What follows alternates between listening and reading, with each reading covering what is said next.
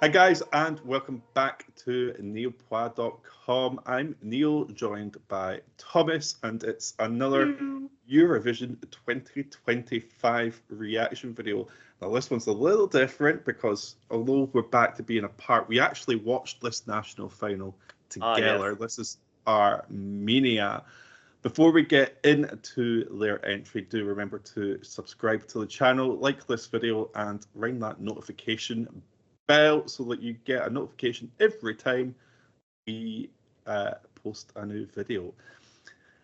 But as we mentioned, on Sunday it was the Armenian national final. I'm not even going to attempt to pronounce the name of the show. It's a big long one, and we are notorious for screwing that up. But the winner was PARG. Well, yes. You just apologize all the time. You're like, is it this? It might be this. Anyway, the winner was PARG, and the song is Survivor. This was our favourite of the night, so we were quite happy with this win. But let's take a look at the performance and see if we still feel the same way. Oh, I forgot about that dirty bass. It's a good intro.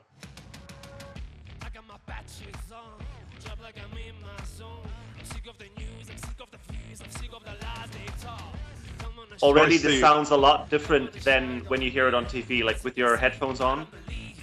Yeah. I remember this vocal making us go, huh? What? Yeah.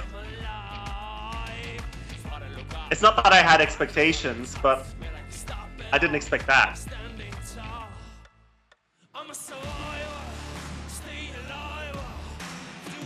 I think I said this on Sunday, but I'm getting it again. It's giving me a little bit Imagine Dragons. Yeah, no, it does. It does.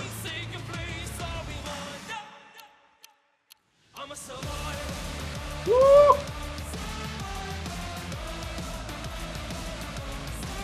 Oh yeah, this is good. He's got a really good energy to him as well. Yeah, I like his head banging.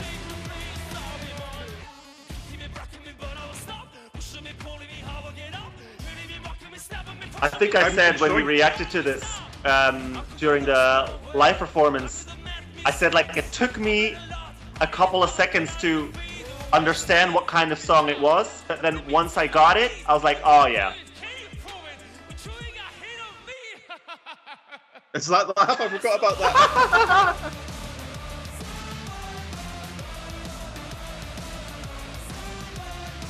Considering he's alone on that stage, he is captivating. He's commanding the stage, definitely.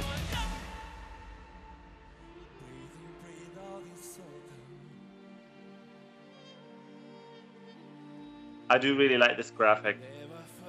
I think they could probably zoom in a little bit more so you can actually see him better. Yeah.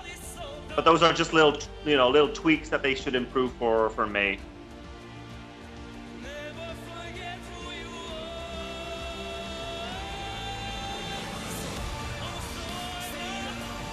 Well, you've got that cinematic feel here as well, for sure.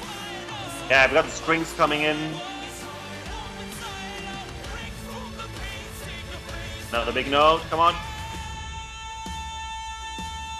Whoop!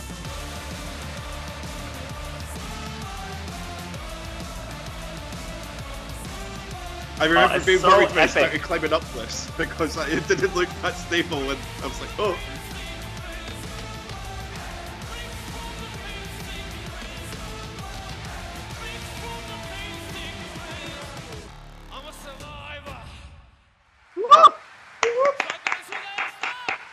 So that was PARG with his song for Eurovision 2025, representing Armenia, Survivor. Now, this is a bit of a change of pace from Armenia in recent years, really, isn't it? Like, it's quite a different feel. A lot, I don't want to say a lot more energetic, but because Yako last year was so energetic, like the energy and the ran through it. But it's a different type of energy in here, and I'm really enjoying it. Yeah, I like I said while we were watching, when the song starts and the vocal kicks in, you said both of us when we were watching the national final, we were like, "Ooh, what's happening? What's going on? What is this? Where is this going?" And it takes me. Now it doesn't anymore because this is. I've heard the song a couple of times. I've been listening to this, but it took me a couple of seconds to get the genre and get where it was going. But once I got where it was going, I was completely sold on it. I just thought it was a great performance. Like you said, the fact that he's alone on that stage and he still commands your attention, he still pulls you in. He's got a great vibe. He's got a great attitude. He's got moves. He's got the vocal. I'm expecting probably to have some backup dancers during the live performance in Eurovision. I feel like there were certain moments during the performance where I was like, okay, it could do with dancers now. It's a kind of song that you would expect to have dancers with him. Am I not making you're looking at me like I'm crazy? No, I'm onto something, but I'm thinking there's an alternative. And instead of dancers, would it be more interesting to have a live band? Someone on drums, a couple of people on guitars, I'm thinking like the Galte throwing the guitar, maybe not throwing the guitar, but like, swinging the guitar around, whatever. That could be an interesting vibe as well, because the song itself kind of sounds like a band. As I mentioned, Imagine Dragons is the one that comes to life, but it's so it's heavier in the musical style than what we've seen from Armenia recently. And I do feel like having that sort of live band energy could help elevate this, as opposed to going down the male bop, the boy bop kind of way, and maybe go more that way. Here's the thing. I'm gonna pick up on that for a second. For any TV show, yes. For Eurovision, no. I disagree. I think you've got the props. I like the props. He's climbing those stairs. It's epic. It looks anthemic. Put a band in front of those props or around those props, and it's going to be too busy, I think. I don't think that's going to work, or they need to get rid of the props. But I like the props. But this is Eurovision. It's not your average, how can I say this? It's not your average band that goes on an arena tour and you're in the audience watching a concert. It's very much a TV show. And I think from what we've seen in recent years, bands, they could do really well, but they also struggle a lot. If you look at Joker Out, which was, of course, a completely different genre, but if you look at Joker Out, who are so charismatic, who are so loved, and then they still completely flopped with the televote. And that was such a great performance. The camera work and the band on stage and the energy was so brilliant, and yet it still somehow didn't resonate with people at home. And also, you've got a whole lot of strings, which means you would then have a band on. This is my issue that I have with that, is that you would have a band on stage and then not have the strings. You wouldn't have enough. You're only allowed 6 people, of which he is only one he's already one as the lead singer. So if you've got drums and 2 guitars, like, how are you going to implement the strings there? And you can clearly hear the strings. So those are all reasons for me why I think I would not get a band on stage. I would very much go, he could do it on himself if they amp up the camera angles a little bit. I think he really grabs your attention. There's no issue there whatsoever. I'm just thinking, to make it a little bit bigger and a little bit better for Eurovision, I would just have backup dancers. Maybe not throughout the whole performance, but just they could come in here and there, or maybe towards the end. But I get what you mean, because, Imagine Dragons, I do very much get that Imagine Dragons vibe, except you've really got those strings here, which make it a little bit more anthemic and a little bit more Eurovision-y for me than just a band, if I'm making sense. Yeah, you're making sense. I think both options are valid. It's just one, it's like, it'd be quite interesting to see which way it goes, because I can understand your point, but the energy of a band would just get me. That's just a me thing. Like, I love a band, love a live band.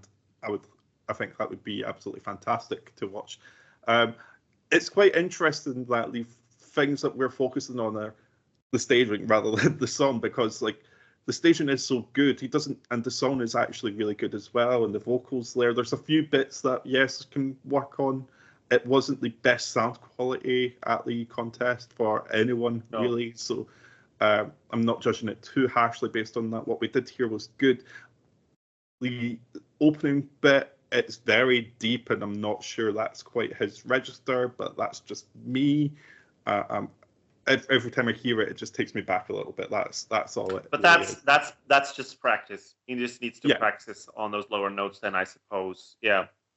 But all in all, I think this is great. PARG, by the way, I've got two things to say if you are watching. First of all, please put this on Apple Music.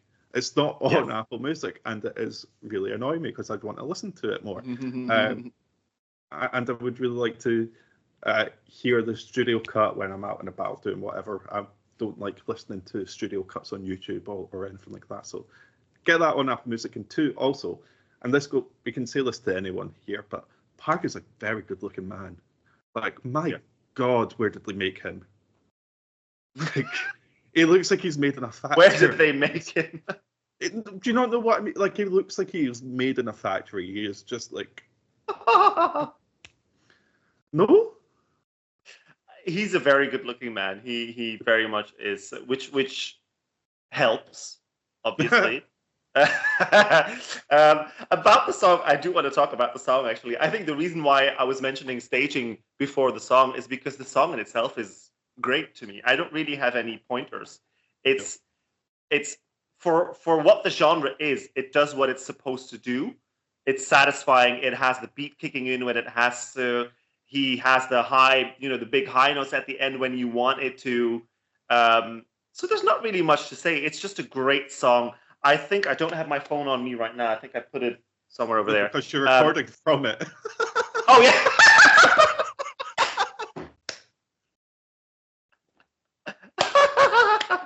This is going to happen again. Okay, for people who don't know, I've been recording for the past couple of months, and actually for a year and a half now almost, with the camera on my laptop. And I've got this sort of like ring light last weekend when Neil was over in Belgium. I got this ring light to get better lighting, and it actually allows me to put my phone in there. So now I'm filming from my phone. And do you know what it was? Whilst I was watching the performance just now, I was like, I kind of want to go on Wikipedia and check all the previous entries from Armenia, because there were a couple that were sort of like missing in my head. I couldn't remember them. And I thought, where did I put my phone? Oh, I probably put it over there. No, it's there. This is going to happen again. It's going to happen again. And where was I? Does this mean that our research is probably going to go way down the hill? Video quality up, research down. Where was I? Help me out. What was I saying before? You were talking about the song. I was talking about the song. I can't remember what I was going to say about it. Why did I start talking about my phone anyway? Were you going to check the scoreboard? Oh, the scoreboard. And I think so I can't check right now, but I think I've got it third right now, behind Belgium and Finland. It really is. That is high. And I'm not saying that I specifically think it's a better song than the ones that are beneath it, but it just, in Eurovision terms, it just works. It's just, it's got everything that I want from a Eurovision entry. Is it a tad cliche, maybe? In Eurovision terms, yes, but it's very well produced. It's well written. He sings it very well. It's got a bit of an edge for it for Eurovision. It does have a bit of an edge.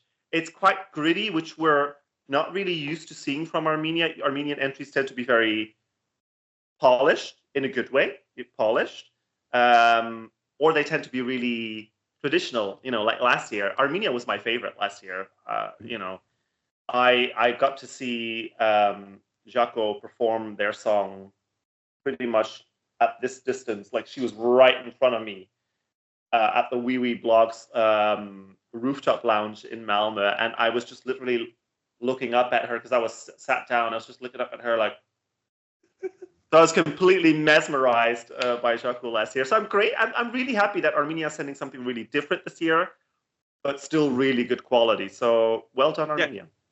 Yeah. And also, I think it's prudent to mention that this is Thomas Gayson's second song in Eurovision 2025. Yes. Obviously, he's been part of Spain with Melody Estiva, but he's also part of the writing team for this. How many more Thomas Gayson songs do you think we could sneak in? Because obviously we've potentially got one for Sweden. He left Sweden pretty much. Like, he's been writing songs for Sweden for years, and usually has about 15 in the Swedish national final every year. I'm exaggerating, but like, yeah, we were watching Melfest the other day and saying like, is there a single Thomas Gayson song in this heat? And there wasn't. But good on him for exploring other options. But yeah, you can tell that he's a great songwriter, and you can tell that he co-wrote this. There's just a little lick of Gayson about it. That sounds weird. But like it just, there's something about it. It just sounds weird because of the name. Yeah. But we've prattled on a little bit. Do we have anything else we need to say about PARG? No, I don't think so. We haven't really talked about qualification. I think this is qualifying. Oh, they've got the staging concept, so I think this is definitely qualifying.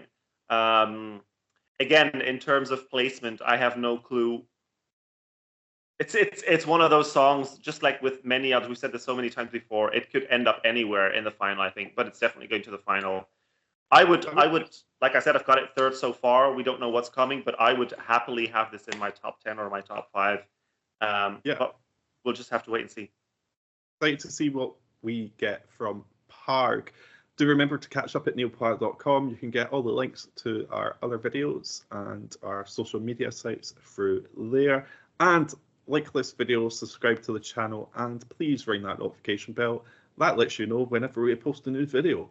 And just want to say, we've been trying to get you all to subscribe to get to 500.